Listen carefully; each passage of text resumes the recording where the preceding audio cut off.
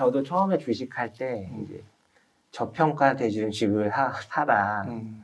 싸게 사서 비싸게 팔아라. 증시 격언에서 무릎에 사서 어깨에 팔아라. 이런 얘기가 너무 많잖아요. 그래서 저도 많이 연구를 했어요. 싸게 사려고. 퍼 낮은 것도 사봤고, PBR 뭐 낮은 것도 사봤고. 다 해보셨군요. 네, 차트도 보고 샀는데, 싼지 비싼지 모르겠던 거예요. 왜냐면, 싼지 비싼지만 알아도 싼 거 사고, 비싼 거 매도하면 금방 수익이 많이 나거든요. 그러면 세계 최고 부자가 될 수 있어요.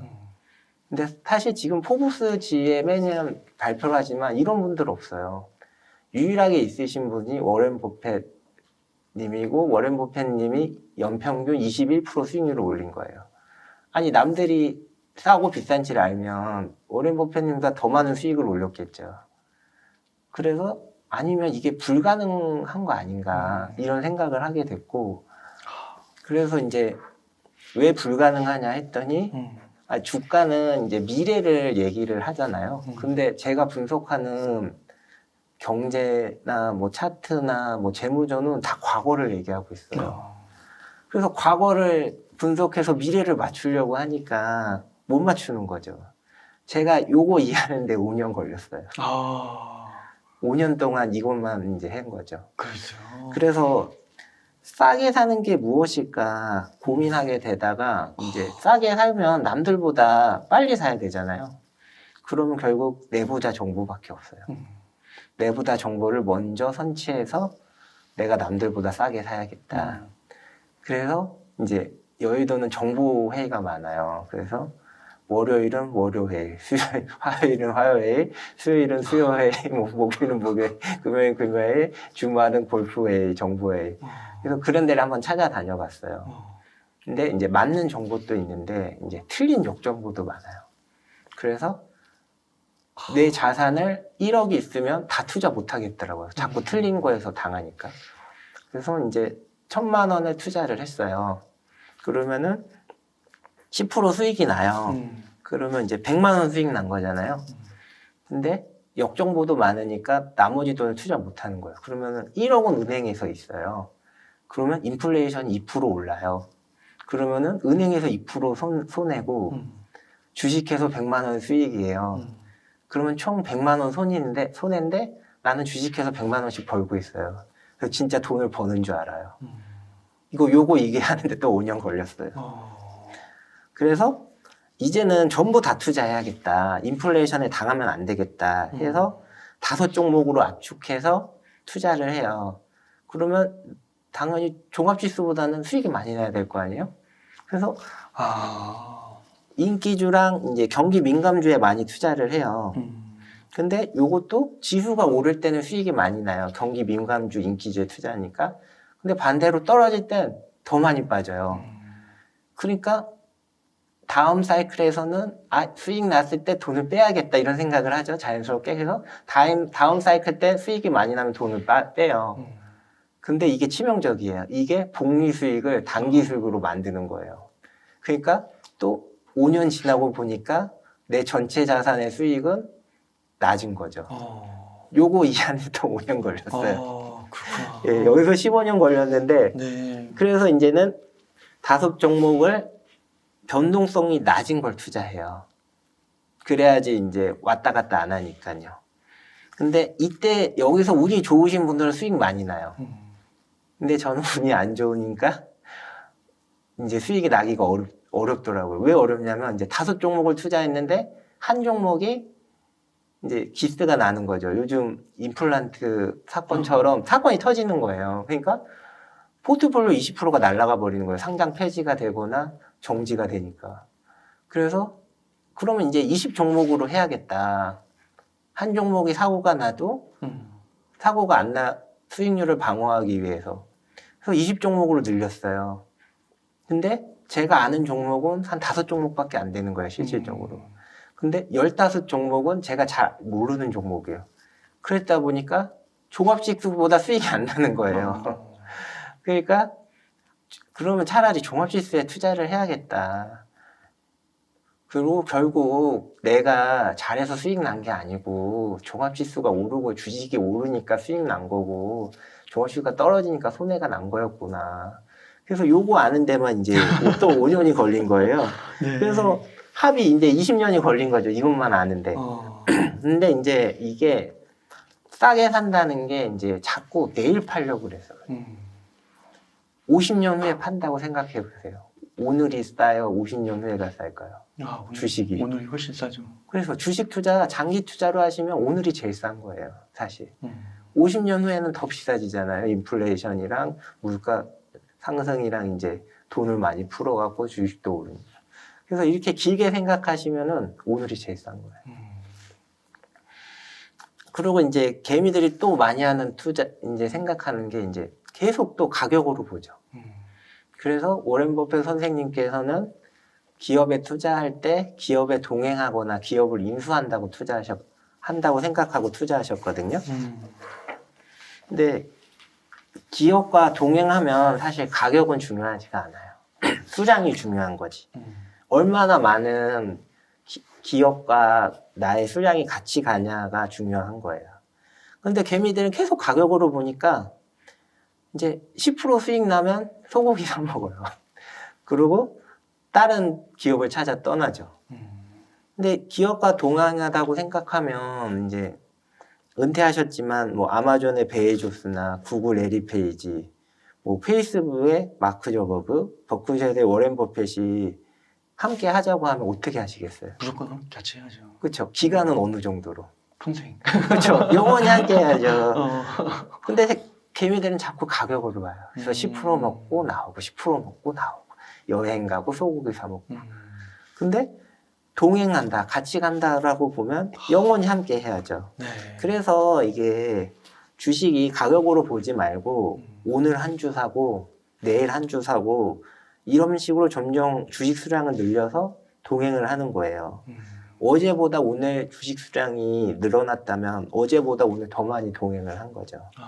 그래서 최대한 많이 투자할 곳을 이제 찾아야 되는 거죠. 그러면은 그렇게 최대로 많이 투자할 수 있는 곳, 네. 그것이 어딜까요?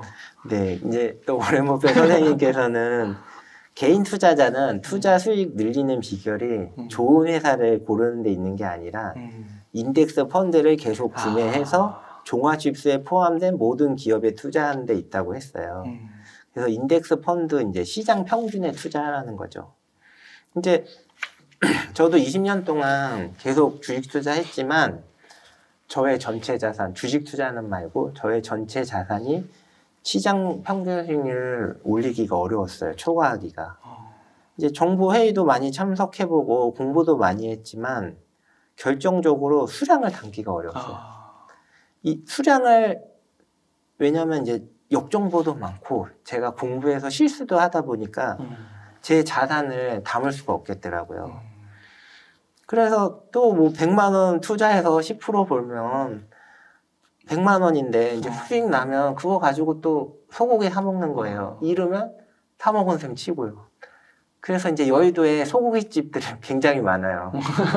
그래서 여기도 소고기집만 돈만 버는 거예요, 사실. 근데 또 1억 오면 또 잠자고 있어, 예금에. 수량을 못 담으니까. 그럼 또 인플레이션에 또 100만 원씩 당하는 거예요. 그래서 이제 제가 수량을 어떻게 하면 담을 수 있을까? 네, 고민하다가 이제 시장 평균에 투자하기로 했죠.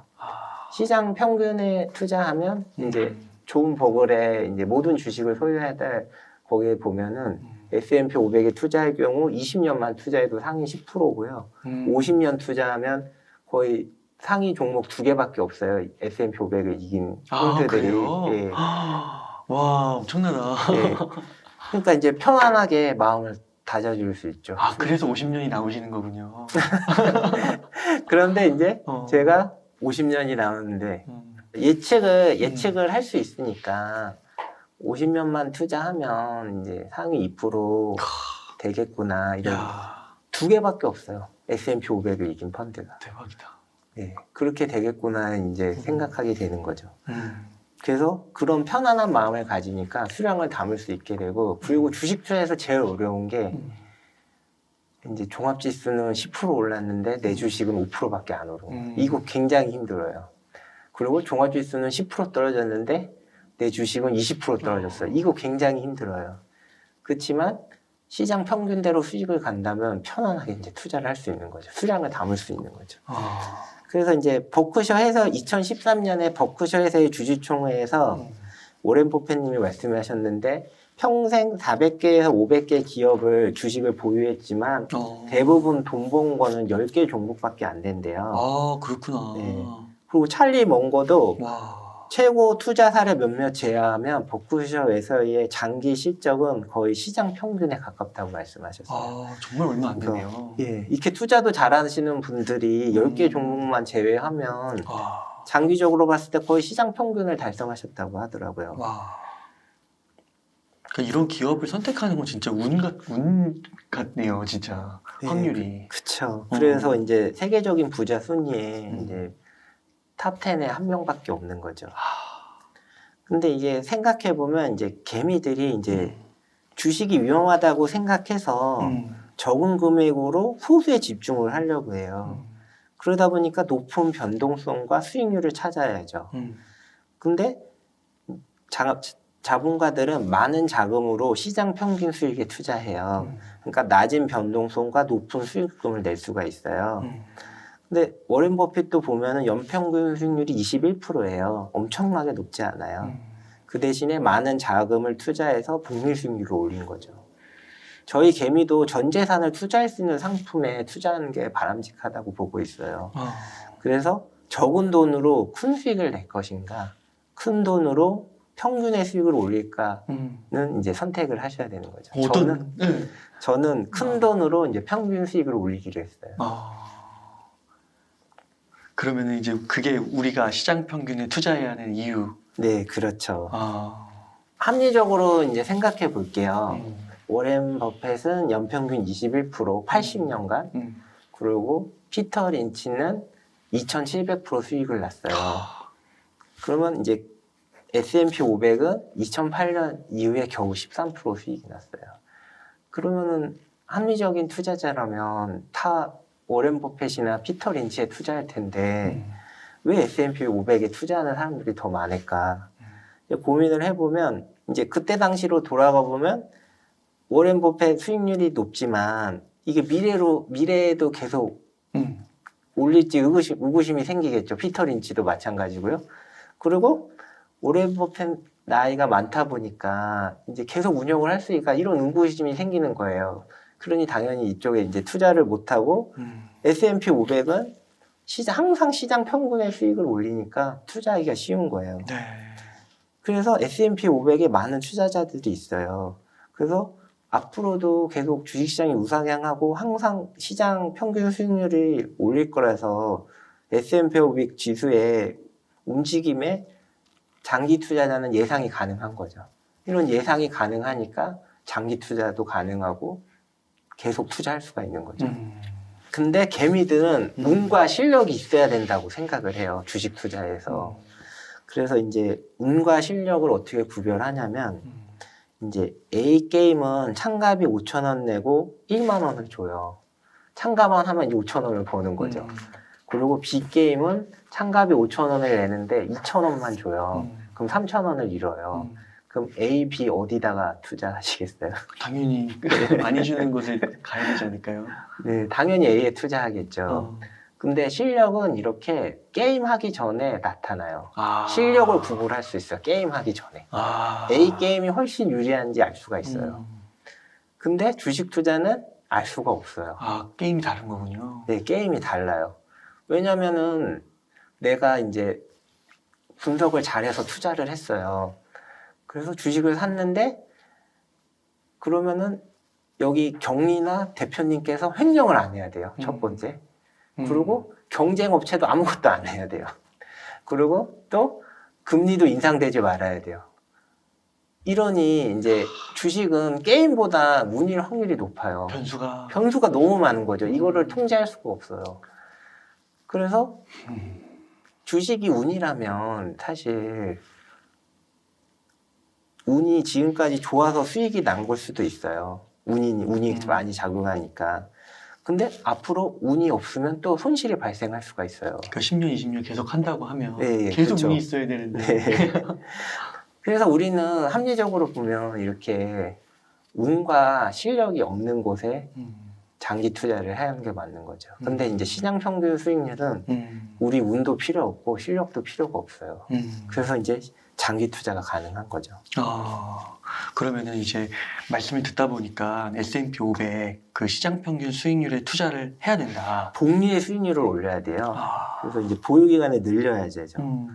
그래서 이제 또 상담하다 보면은 투자자분들이 가장 중요한 게 무엇인지 수익에 대해서 물어보면 대부분 내부자 정보와 종목 선택이라고 얘기해요. 근데 내부자 정보는 솔직히 이제 범죄고 알기도 저희가 쉽지가 않아요. 오히려 역정보로 인해서 대부분 고점에 매수해서 이제 손실을 보게 되는 경우가 많죠. 근데 종목 선택도 중요하겠지만 지금까지 대세 상승한 삼성전자, 하이닉스, LG화학, 네이버 투자 안 하신 분들 거의 없을 거예요. 맞아요.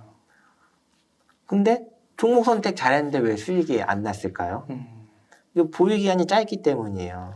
주식 수익은 보유 기간에서 나오는데 주가의 상승과 배당을 복리의 힘으로 작용해야 주식 수익이 올라가는 거거든요. 그래서 이 보유 기간 따라 이제 수익률이 달라지기 때문에 나는 지수에 3천 투자했어. 옆에 친구는 2천 투자했어. 그럼 2천 투자한 애가 수익률이 더 좋을 거야. 이런 것도 이제 잘못된 거죠. 나는 지수 3천에 투자했는데 보유 기간에 길게 가서 6천에 매도를 했어요. 그럼 100% 수익이고 친구는 2천에 사가지고 떨어지면 손절하고 수익 나면 올라가면은 익절하고 따라 사고 이러다 보니까 수익률이 안 나올 가능성이 커요. 근데 이게 지금 지나고 오면 좀 바보 같은 생각일 수도 있지만 이런 사실이 역사적으로 많이 증명해줘요. 이제 피터 린치 마젤란 펀드가 2,700% 수익이 났어요. 여기에 투자한 개미들은 수익이 났을까요? 조금이라도 낫잖아요. 한 100% 먹지 않았을까요? 네. 많이 수익 나는 분도 계시겠지만 50%가 손실이 났어요. 아, 정말요? 네. 실제로 이제 개미들이 원하는 거는 이제 싸게 사서 비싸게 팔기잖아요. 실제 근데 매매를 보면 그렇게 못해요. 떨어지면 손절하고 올라가면 따라 사요. 그 보유를 못하는 거네요. 네, 그렇죠. 매매만 계속 하게 되는 거죠. 그래서 반대로 수익 나는 사람은 이제 꾸준히 수익 나는 사람이죠. 그리고 미국의 니프티 50 장세가 났어요. S&P 뭐 상위 50개 종목의 수익률이 무려 S&P 수익률보다 2배 이상 올랐어요. 그럼 여기에 투자하는 개인 투자자들은 또 수익이 났을까요? 나야 됐을 것 같은데요. 2배면. 네, 근데 마젤란처럼 또 50% 손실이 났어요. 마젤란 펀드처럼. 똑같이 오르면 사고 내리면 손절하고를 반복한 거죠. 근데 저희도 코로나 사태 때 이제 똑같이 나타났어요. 자본시장 연구원에서 2020년 3월부터 10월까지 고객 20만 명의 주식 투자를 분석했는데요. 2020년 3월부터 10월까지 주식이 올랐는데도 불구하고 전체 투자자 손실이 46% 손실이 났어요. 똑같구나. 네, 진짜. 똑같아요. 그러니까 개인들의 패턴이 왜 이렇게 반복이 될까, 역사적으로. 그래서 이분들은 이제 주식이 위험하다고 생각을 하거든요. 그래서 적은 금액으로 투자를 시작했는데 수익률을 높여야 되니까 변동성이 큰 종목 소형주에 집중 투자를 해요. 변동성이 큰 소형주에 선택하다 보니 조금만 떨어져도 손절하고 올라가면 따라 매수해서 거래 회전율이 굉장히 높아져요. 거래 회전율이 높아지니까 거래 비용이 많이 나가서 시장 수익률을 올리기 어려운 거죠. 이제는 반대로 큰 금액으로 장기 투자하면서 시장 평균 수익률을 올려야 되는 거죠. 이게 이제 수익 내는 비결이라고 생각해요. 그래서 이제 워렌 버핏의 그런 수익률도 보유 기간에서 나오는 게 핵심이다. 네, 그쵸. 워렌 버핏도 뭐 주식 투자를 잘했겠지만 그래도 보유 기간이 길어서 수익률이 많이 났죠. 워렌 버핏은 이제 11살에 주식 투자를 했는데 30살 때 순자산 규모가 100만 달러라고 해요. 현재 자산은 927억 달러. 거의 110조 정도 되는데. 야, 이거는 만이고 이건 억 달러네요. 네네. 와. 근데 만약 워렌 버핏이 저희 같은 평범한 근로자예요. 11살에 시작하지 않고 20년 뒤인 31세부터 투자를 해요. 그러면 50세 순자산이 100억 달러가 되고 90세에 20억.4달러밖에 안 되는 거죠. 확 주네요, 그냥. 네. 와. 11살 때 투자했을 때보다 순자산 규모가 927억 달러보다 와. 97.8%가 나죠. 이야, 엄청나네요. 아니면 반대로 65세에 은퇴했다면 자산은 92.7억 달러가 되고 야. 11살 때부터 투자했을 때보다 90%가 낮아져요. 야. 10%밖에 안 남는 거죠. 와. 그래서 오렌 버핏 선생님께서도 가장 좋아하는 보유기간이 무엇이냐고 물었을 때 영원이라고 하셨어요. 야, 그렇구나. 이거를 완전히 꿰뚫고 말씀하신 거네요. 네. 그리고 최초로 막 오렌 버핏 선생님이 후회하셨는데 이제 무엇을 후회하셨을까요? 뭐 기간과 또 연관이 있나요? 네.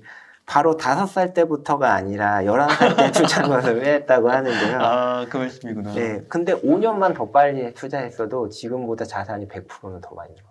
진짜요? 네. 이렇게 뭐 아까 927억 달러인데 여기 100%요? 네, 그쵸. 와, 진짜 어마어마하구나. 그래서 11살 때 주식 투자를 시작했는데 올해 90이니까 거의 80년간 투자하신 거죠. 그런데 5년 더 빨리 투자 보유할 걸 하고 후회한다니 우리도 최대한 빨리 투자를 하는 게 좋죠. 그러니까 이게 그 살 때 고점, 뭐 저점, 싸고 비싸고 상관없이 계속 그냥 월 뭐 정기적으로 이렇게 계속 사는 거죠. 그렇죠. 알 수가 없는 거죠. 그냥 정기적으로 사면서 네. 그냥 보유 기간만 뭐 네, 20년, 늘리는 30년. 거죠. 야, 그러면 이렇게 달라지는 거구나. 네, 그때 살 때는 이제 글로벌 독과점 기업을 사야죠. 그러니까 그것도 글로벌 독과점 기준 고를 필요도 없고 네, 그냥 S&P 500 하면 그 안에 자연스럽게. 네. 이게 고를 필요가 없는 게 사실 어. 미국에 글로벌 독과점 시스템이 있잖아요. 인재들이 모이고 투자를 하고 혁신 기업이 창출되고 이런 시스템이 있기 때문에 시스템이 있기 때문에. 결국 시스템에 투자를 하는 거죠. 저희는. 그래서 워런 버핏은 어떻게 보면 이렇게 부호가 될 수 있었던 게 주식 투자로 네, 이 복리의 힘, 그렇죠. 보유 기간이죠. 그거를 가장 어떻게 보면은 그 현생 인류 중에서 주식 네. 투자 이후에 네, 그게 가장 그 복리 효과를 많이 가져가신 분이라고. 네, 그렇죠. 아, 80년간 가장 많은 기간을 가져가신 거죠. 그렇구나. 네, 찾아보면 그 전에 이제 수익률 높으신 분들도 많아요. 피터 린치도 2,700%나 단기간을 만들었고, 뭐, 짐 사이먼 르네상스 테크놀로지 창업자도 연평균 66%를 올리셨는데, 둘 다 이제 금방 은퇴를 하신 거죠. 그러니까 그게 단기는 될 수 있어도 네. 영원히는 안 되는 거네요. 너무 힘들까. 피터 린치 그분도 은퇴하실 때 그 얘기를 들어보니까 자녀와 시간도 네. 거의 보내지도 못하고 네, 그렇죠. 또 나이가 들면 또 판단력이 약간 흐려질 수도 있고 흐려지죠. 예. 계속 공부해야 되잖아요. 네, 말짱한 그쵸. 정신으로. 근데 그걸 어떻게 평생 하냐. 경제도 계속 바뀌고 산업도 계속 바뀌니까 어렵죠, 사실은. 저희가 이제 수익은 보유기간에서 나오니까 최대한 보유기간을 길게 가져가면 돼요. 최대한 오래 가져가려면 지금 바로 사야겠죠. 예. 그리고 자녀들에게 대대손손 증여하면 오렌 버핏보다 더 많이 투자하게 되는 거죠, 결론적으로는. 네. 그래서 이런 구체적인 사례가 유대인은 13살에 성인식 축하금으로 5천만 원 정도 받아요. 저희 결혼 축의금처럼. 그래서 이때부터 투자를 시작을 해요. 유대인은 13살부터. 그래서 창업으로 성공하지 않는 많은 유대인들도 노년에는 부유하게 살 수 있는 거죠. 13세부터 한 50년 투자하니까 부유하게 살 수 있는 거죠. 그래서 저도 자녀들에게 1살 때부터 증여하면서 투자하면 유대인들 13살 때 투자하는 것보다 더 많이 이제 투자하게 돼서 더 많이 벌게 되는 거죠. 그렇구나. 타이밍은 이제 맞출 수 없고 우리가 아는 거는 수익은 보유기간에서 나오니까 하루라도 남들보다 먼저 투자하고 하루보다 늦게 팔거나 안 팔거나 증여를 해야 되는 거죠. 근데 여기서 좀 제가 질문 하나 드려도 될까요? 네. 그러면 이게 제가 그러고 싶은데 네. 진짜 그러고 싶어요. 근데 집을 사야 되잖아요. 네네. 근데 집이 없는 분들이라면 네. 그럼 어떻게 해야 돼요, 이거를? 이제 집이 없으신 분들이라면은 이제 고민을 많게 하겠지만 이제 그런 생각에 이제 주식은 위험 자산이고 현금은 안전 자산이라고 생각을 하잖아요. 그래서 이제 만약에 5년 뒤로 돌아가 보면은 아, 주식 위험해. 난 현금만 갖고 있다가 집을 살 거야. 그러면 현금만 가지고 있으면 지금 어떻게 됐을까요? 인플레이션에 아무 가치가 없어지게 되는 거예요. 그리고 주식도 근데 주식에 투자했으면은 거의 100% 이상 올랐죠. 그래서 이제 현금이 안전자산이라고 생각하는 걸 이제 버리고 집을 사더라도 주식에 투자했다가 이제 자산의 40%가 되면은 그때 이제 집을 구매를 하는 거예요. 그래서 이제 이게 포트폴리오로 보면은 네, 포트폴리오로 이제 보면은 이제 지금 집을 막 150%씩 사잖아요. 네. 내 돈 뭐 6억이랑 3억 대출 받아서 9억에 집을 사요. 근데 만약에 IMF나 경제위기가 와버려요. 그럼 집이 폭락을 하겠죠. 그러면은 나는 복구를 할 수가 없어요, 영원히. 그래서 포트폴리오 관점에서 보면은 집은 40%가 적당한 거예요, 자산에. 왜냐하면은 집이 폭락을 하더라도 나의 자산은 뭐 20%밖에 까지는 게 아니니까. 그래서 제가 집을 살 거면은 이제 주식 90에 뭐 단기 채권 10% 있다가 내가 원하는 그렇구나. 집이 가격이 10억이 됐는데 내가 뭐 25억 있다. 그러면 이때 그때 집을 사면 안전한 거죠. 와, 이거 엄청난 가이드라인이신 거죠. 그러니까 사회초년생이 네, 그때 그쵸. 집도 없고 이제 돈을 버는데, 네네. 그냥 그 있는 돈을 다 이제 하루하루 더 빨리 사야 되니까 네. S&P에 넣고 네. 급여 받으면 거기서 또 일정량을 계속 부으면서 네, 그쵸. 그게 이제 90대 10인데 네네. 이게 이제 그때 이제 집값이 제가 가지고 있는 자산에서 한 40, 50% 올라왔을 때 네네. 그걸 매도해가지고 이걸 사고 네. 그렇게 포트폴리오를 맞춘다는 거잖아요. 네, 그쵸. 왜냐면은, 그렇구나. 예, 저희가 이제 포트폴리오의 목적이 이제 저희는 장기간 투자해야 수익이 오르잖아요. 장기간 투자할 수 있게 하는 거예요. 근데 그렇구나. 부동산을 여기서 그냥 사버리는데 경제 위기가 왔어요. 올 수도 있잖아요. 오면은 이제 집값이 빠지게 되면 나는 영원히 복구 못 하는 거죠. 그래서 오히려 달러 자산에 투자하는 S&P 500에 투자했다가 적정한 시점이 오면 그때 사면 돼요. 와, 이거는 제가 처음 들어보는 것 같아요. 그러니까 보통은 네, 1주택을 이제 네. 뭐 영끌에서라도 우선 일단 사고 네, 뭐 레버리지 효과도 다 땡겨서 사고 네, 뭔가 그런 쪽에 먼저 이렇게 포커싱이 돼 있는 상태에서 네, 그게 된 다음에 뭔가 이렇게 주식 투자를 하고 뭔가 대출을 갖고 이런 식으로 생각을 하는데 네. 그렇구나. 이게 이렇게 되는 거구나. 이제 그런 분들은 손실을 안 보신 분들이죠. 이제 손실을 보게 되면은 영원히 복구할 수 없는 손실이 나타날 수도 있어요.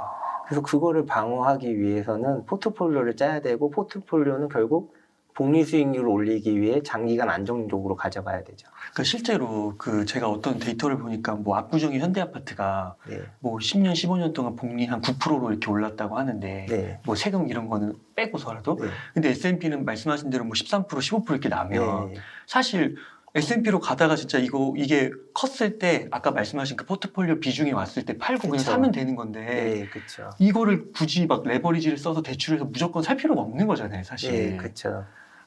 그렇구나. 근데 사실 집도 살 필요도 없어요. 사실. 이제 월급 교수님 말씀하셨잖아요.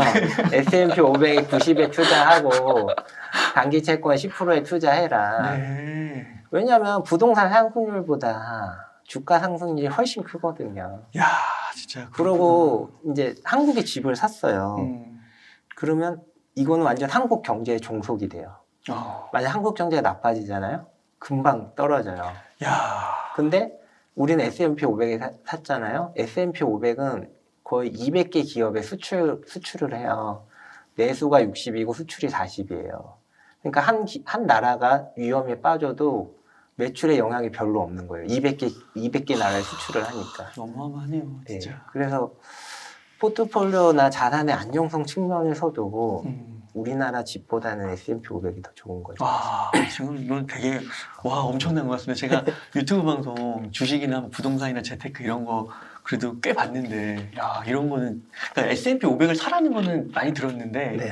이렇게 저변의 그 논리와 네. 그런 백그라운드 지식, 뭐 지혜라고 할까요? 네. 이런 게 녹아져 있는 상태에서 S&P 500을 사라는 거, 이건 되게 처음 들어보는 것 같습니다. 근데 이제 제가 IMF도 한번 겪어봤어요. 고등학교 때 이제 IMF를 겪었는데 그때 굉장히 다들 힘들어 했죠. 그래서 IMF 같은 상황이 오더라도 내 자산을 지킬 수 있는 상황이 되었으면 좋겠다 생각해가지고 저는 환해지를 안 하고 이제 달러로 S&P 500을 투자해요. 와, 되게 이른 시기부터 되게 이렇게 틀리셨네요. 예, 그때 경험을 하니까 이제 어. 지금 알게 된 거예요. 그랬으면 주가가 50% 손실 났지만 이제 원달러 환율은 반대로 또 50이 오르니까 한 20%밖에 손실이 안 나는 거예요. 네. 근데 한국에 부동산만 갖고 있으신 분들은 다 때려 맞는 거죠, 그냥. 그냥 다 때려먹는 거죠. 그리고 미래는 몰라요, 사실. 예측 불가능해요. 그래서 워렌 버핏 선생님이 말씀하신 게 보편 타당한 거에 투자하라고 했잖아요. 기업의 주인이 되는 게 보편 타당한 거지. 부동산이 보편 타당한 거는 이제 투자자의 선택이죠.